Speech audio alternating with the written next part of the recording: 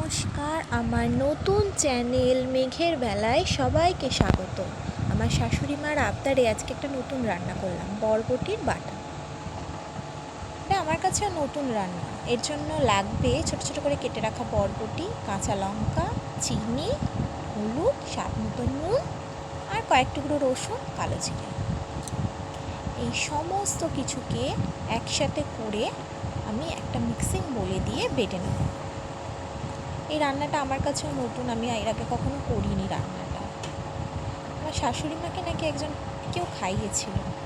আমার শাশুড়ি মার আবদার বরবটির বাটা করে খাওয়াতে হবে, তাই জানি না কেমন হবে, তাই ভাবলাম সবার সাথে একটু শেয়ার করা যাক। সবসময় তো ছেলের বিভিন্ন রকম আবৃত্তি, ছবি, ভিডিও আপলোড করে থাকি, তাই ভাবলাম রান্নাটাও আপলোড করি। যদি আপনাদের ভালো লেগে থাকে তাহলে সাবস্ক্রাইবের। এরপর সমস্ত কিছু বেটে নিয়ে রেডি করে নিয়ে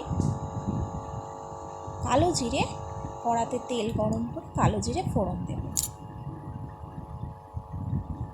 তেল গরম হয়ে গেছে, এবার আমি কালো জিরেটা দিয়ে দেবো কড়ার মধ্যে।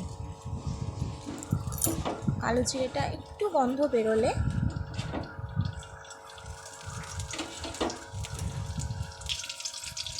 আমি আস্তে করে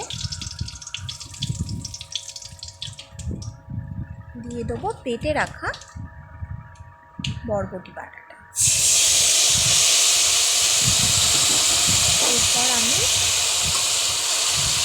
নিয়ে যখন এটা শুকিয়ে আসবে, যে জলটা রয়েছে এটা পুরো একদম গায়ে শুকিয়ে যাবে।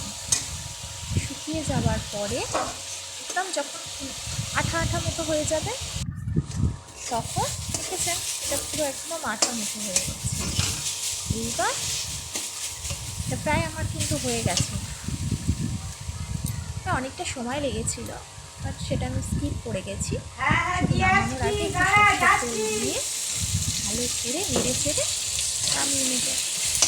যারা নতুন অনেক রকমের বাটা তাদের জন্য খুব সহজ। ব্যাস তৈরি হয়ে গেছে আমার বরবটি বাটা। ভালো লেগে থাকলে সাবস্ক্রাইব করবেন, লাইক করবেন।